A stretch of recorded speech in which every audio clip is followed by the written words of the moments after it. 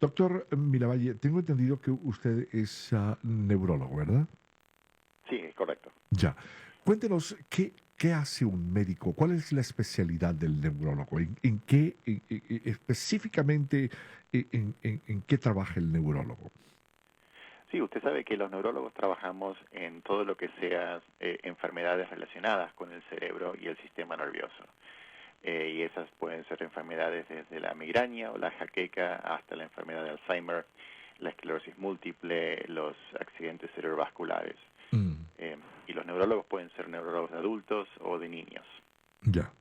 Oh, hay la especialidad también neurólogo pediatra entonces, ¿no? Exactamente, soy el neurólogo infantil que Ya, generalmente trabaja más con epilepsias o con trastornos del desarrollo neuronal. ya. Ah, qué bien, fascinante. Ya está Diana con nosotros. Hola Diana, buenos días. Encantado de saludarte. Hola, buenos días. Aquí con pequeños problemas técnicos. Ya, el doctor Miravalle ya está con nosotros también. Doctor, buenos días. Gracias por estar con nosotros. Buenos días, Diana. Ya. Te cedo la palabra, Diana. Gracias. Doctor, hoy pues como siempre vamos a hablar del COVID y por supuesto de la parte que le compete a usted. No sé si Rodolfo presentaste al doctor, pero el doctor Miravalles es neurólogo Ujú. y especialista en la parte inmunológica. Entonces, doctor, para comenzar, ¿cuál sería o cuál es la diferencia cuando hablamos de efectos neurológicos y efectos psicológicos? Sí, fíjese, Diana, que los efectos neurológicos de cualquier enfermedad, pero supuestamente del COVID, tienen que ver con el efecto de la infección en la estructura y la función del cerebro, ¿no? O de los nervios. Ejemplos, por ejemplo, serían un accidente cerebrovascular o la demencia o la enfermedad de Parkinson.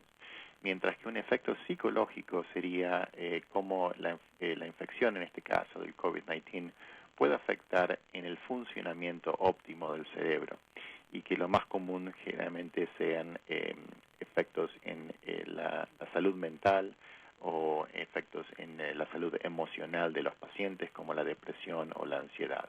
Ujú, ujú. Ya, muy, muy interesante. Otra de las cosas que se habla, doctor, es que los efectos a largo plazo del COVID, ¿no? Ah, y precisamente estuve leyendo, ¿no? El presidente tuvo COVID, luego que le volvió a dar otra vez, ahora la primera dama tuvo COVID, salió negativa y ahora otra vez. Entonces, se ha hablado acerca de efectos a largo plazo. ¿Hay algo nuevo que se está descubriendo con esto? Estos efectos a largo plazo del COVID. Exactamente, fíjese que es mucho, ¿no?, lo que se está viendo y por supuesto, COVID es una infección que es nueva, relativamente nueva para el ser humano, entonces todo lo que sea la fase aguda de la infección, uno lo estuvo viendo inmediatamente en la pandemia, pero ahora se está viendo los efectos a largo plazo y es muy probable que cuanto más tiempo pase, más uno aprenda. Pero lo que se está viendo ahora son efectos particularmente cognitivos, ¿no? La falta de memoria o la fatiga cerebral, pacientes que nos explican en la clínica que no sienten que el cerebro no funciona bien o que está como dormido, ¿no? Y eso se está viendo mucho y de a poco se están viendo estudios de investigación que están tratando de explicar cuál es el motivo en el cual estos pacientes desarrollan esos efectos cognitivos. Hmm. Qué impresionante y qué terrible este virus, Dios. Increíble, ¿no? ah, ah, ¿No? Lo que puede ocasionar, ¿no? Y las secuelas que puede dejar, ¿no? Es terrible. Diana. Doctor, Exactamente, y no solamente es una cuestión de que uno no estaba preparado y no conocía el virus, pero también el virus cambia, ¿no? El virus muta, y esas mutaciones se hacen como una respuesta natural del virus. Entonces, con cada mutación, el virus adquiere propiedades nuevas que le permite ingresar a distintos órganos, entre ellos el cerebro. Ya. Diana. doctor, precisamente hablando de esa parte de la fatiga cerebral, Tengo un familiar que le dio COVID a los 82 años y tenía mucha desorientación. No sabía en qué año estábamos, no sabía qué edad tenía. Eso le duró solamente por un día. Le dieron en Paxlovid y eso cortó esa parte de desorientación. ¿Por qué son estos efectos y en esas edades tan avanzadas? ¿Estos efectos pueden quedar de manera permanente o cuáles son las cosas que pueden quedar permanentes y cuáles son las cosas que no? Exactamente. Bueno, la fase aguda, lo que uno ve es que el virus puede causar lo que se llama una encefalopatía, que esa es una palabra que significa simplemente que el cerebro en su totalidad está siendo afectado. Y esa encefalopatía aguda generalmente corresponde con una respuesta inflamatoria hacia el virus, ¿no? Su sistema inmune, a través de la inflamación que genera la infección por el virus, tiene una respuesta en la cual va a generar esa encefalopatía. Es muy parecido a lo que pasa cuando uno tiene, por ejemplo, la infección por influenza, ¿no? Que tiene la gripe. Y puede ser que en ese momento con la gripe uno siente que el cerebro no funciona o que está cansado, que tiene dificultad para concentrarse y demás. En pacientes que tienen una edad avanzada, sobre todo después de los 75 años, esa encefalopatía puede ser muy severa. Y en esos casos puede ser que los pacientes estén confusos, que tengan alucinaciones visuales, que no sepan dónde están, que estén desorientados. Eso es en la fase aguda. Y lo que se espera es que cuando el paciente, la inflamación disminuye, con los tratamientos que uno recibe, que esa encefalopatía también se mejore con el tiempo. Lo que sucede a veces es que si los pacientes tenían una demencia y esa demencia era subclínica, eso significa que todavía no tenían los síntomas de demencia manifestados. Cuando uno tiene una infección, en este caso por el COVID, es muy probable que esa demencia se manifieste en forma clínica ahora. Es como que la infección ayuda a que los síntomas de demencia parezcan más evidentes. Entonces puede ser que además de la fase aguda, de la encefalopatía aguda, si los pacientes tenían una demencia que en ese momento se estaba manifestando en forma subclínica, esta infección es como que exacerba los síntomas de demencia. Y puede ser que luego de la infección, meses después, los pacientes continúen teniendo ese tipo de manifestaciones cognitivas.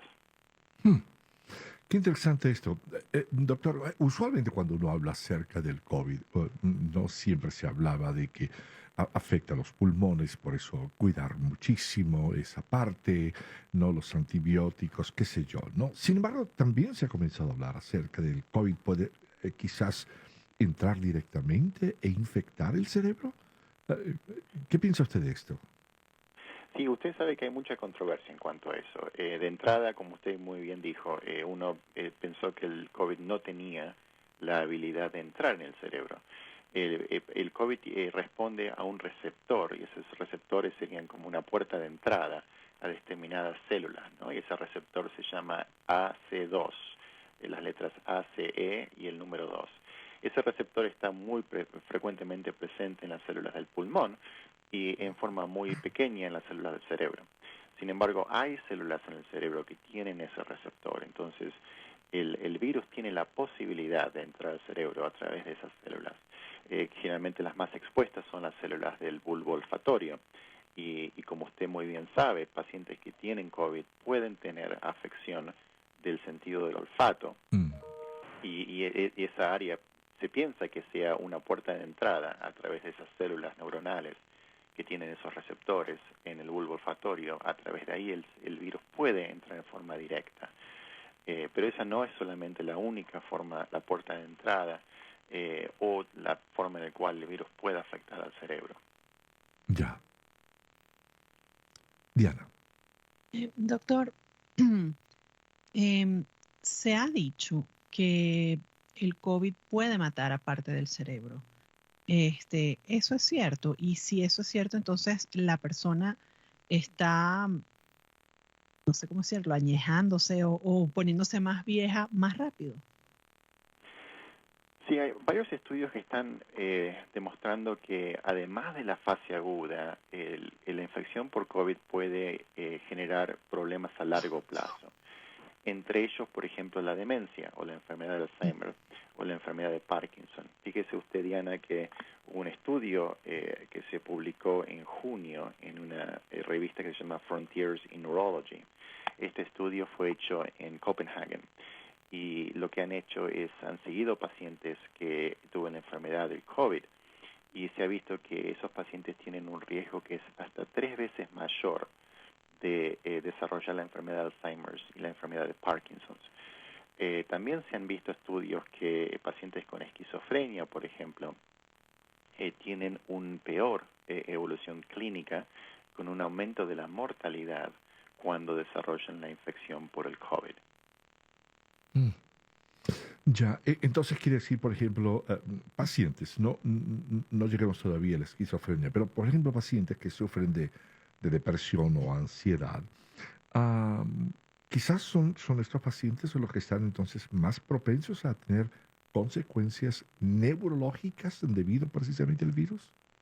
Por supuesto, y la depresión y la ansiedad, como usted sabe, son enfermedades que por lo general no están siendo reconocidas, ¿no? Hay muchos factores por el cual los pacientes con depresión y ansiedad no tienen un diagnóstico correcto, ya sea por estigma social o por falta de acceso a la salud pública. Pero generalmente los pacientes que tienen depresión y ansiedad también tienen mayor predisposición a tener otras enfermedades, como enfermedades cardiovasculares, como enfermedades pulmonares, por los mismos motivos, ¿no? Porque no tienen un buen acceso a la salud pública o simplemente porque parte de la depresión se manifiesta en la forma de no querer salir o no querer tener relaciones o no tener estimulación social. Entonces esos pacientes no tienen buen ejercicio, no tienen buena dieta, etcétera. Y son todos esos factores de riesgo que hacen que tengan una mayor riesgo a complicaciones en el caso de que contraigan la infección por el COVID. Ujú. Ya, Diana. Doctor, y en el caso de que acaba de decir de la esquizofrenia, que tiene uno 5 veces más riesgo de morir de COVID, eh, inclusive más de que las personas con diabetes o problemas del corazón, que han sido las personas que nosotros o en general el sistema de salud ha puesto como prioridad para, en el caso de las vacunas y todo eso. ¿Por qué ese riesgo es 5 veces mayor? Y usted sabe, Diana, que eso no se sabe muy bien. Lo que se especula es que la esquizofrenia como una enfermedad de salud mental genera que esos pacientes no tengan una calidad de vida óptima. Por lo general, pacientes con esquizofrenia son pacientes que se aíslan, pacientes que no quieren ir al médico o ver al médico, no tienen una buena salud cardiovascular, pacientes que no tienen buen ejercicio, que a través de su enfermedad que causa lo que se llama psicosis, se reclutan en su casa, entonces no tienen acceso a educación y demás. Entonces, se cree que el motivo por el cual pacientes con esquizofrenia tienen hasta 5 veces mayor un riesgo de mortalidad es por la parte de mala salud, no solamente mental, sino también física. Por eso es que es importante que, sobre todo pacientes con esquizofrenia, pero todo paciente, ¿no?, que mantenga una buena salud cerebral y, por supuesto, que se vacune, como para prevenir la infección con el COVID. Ujú. Usted mencionaba a lo largo de esta conversación, ¿no? De que, por cierto, es muy posible que estas personas que sufren depresión u otros trastornos neurológicos quizás estén más dados a sufrir más, no si resultan infectados con el COVID. Pero es posible, hablando de la esquizofrenia, de que el COVID pueda quizás causar de alguna manera esquizofrenia también. Sí, fíjese que yo tuve un paciente, ¿no?, que paciente antes del COVID no tenía ningún tipo de trastorno neurológico o psiquiátrico, pero después del COVID empezó a manifestar episodios de psicosis, veía cosas que otros no podían ver, tenía convulsiones, tenía una alteración del sentido de orientación. Por ejemplo, tenía episodios de desorientación con su mujer, no la reconocía y se creía que su mujer era una impostora, ¿no? O sea, tenía todo este tipo de reacciones psiquiátricas y todo eso fue temporalmente relacionado con la infección del COVID. Entonces, no es en sí no es esquizofrenia, pero esos episodios psicóticos son muy típicos de los síndromes esquizoides. Entonces, es posible que el COVID pueda generar ese tipo de reacciones en el cerebro. No se sabe todavía si va a ser algo permanente o algo transitorio, porque es muy temprano para decirlo. Pero de nuevo, lo que estábamos hablando antes, ¿no? Uno está aprendiendo de todas las consecuencias negativas que el COVID puede tener en el cerebro y en estado psiquiátrico. Así que lo único que puede hacer en este momento uno es, tratar de prevenir la infección, tratar de educarse, como lo que está haciendo usted en este momento, que es fundamental, educar a la población en cuáles son los riesgos de la infección y cuáles son las potenciales consecuencias, reconocerlas en sus familiares, ¿no? Si usted ve que un paciente o un familiar suyo empieza con estos trastornos, solicitar una atención médica inmediata como para poder ayudarlo. Mm. Yo me preguntaba, doctor, si ha habido, bueno, me imagino que sí, ¿no? A lo largo de la historia hemos visto, pero que un virus pueda causar al mismo tiempo tantas cosas, ¿no? Es increíble esto, ¿no? Porque uno habla, sí, el virus de la gripe y entonces le dio una gripe fuerte y tal y qué sé yo, ¿no? Pero que pueda un virus, como en el caso, ¿no? Del coronavirus, de una manera u otra generar tantas otras, ¿no? Complicaciones de salud, ¿no? Es impresionante esto, ¿no cree? Es impresionante, pero es posible, ¿no? Sobre todo cuando los virus tienen una fase de replicación tan rápida. Cuando un virus genera pandemias, lo que sucede es que el virus tiene una oportunidad de mutar en forma rápida porque tiene la posibilidad de infectar a mucha gente en forma inmediata, ¿no? Entonces eso lo que genera es la posibilidad de que el virus pueda cambiar y mutar, y en ese proceso de mutación adquiere nuevas propiedades, ¿no? Cuando un virus se transmite en forma lenta, también la mutación es lenta, ¿no? Pero cuando un virus se transmite, como fue el caso del coronavirus, en forma tan rápida y tan diseminada, ¿no? En todo el mundo. Usted fíjese que en una cuestión de meses el virus infectó a pacientes en todo el mundo. Ujú. Eso lo que genera es la posibilidad de aprender cómo mutar y cambiar como para sobrevivir. Entonces eso lo que genera es que el virus afecte muchos órganos, que cambien muchas veces, que se replique en forma rápida. Entonces, uno tiene que estar al tanto de todo eso. Y lo mejor que puede hacer para prevenir que el virus no solamente mute, sino se propague, es vacunarse. Ya, por supuesto.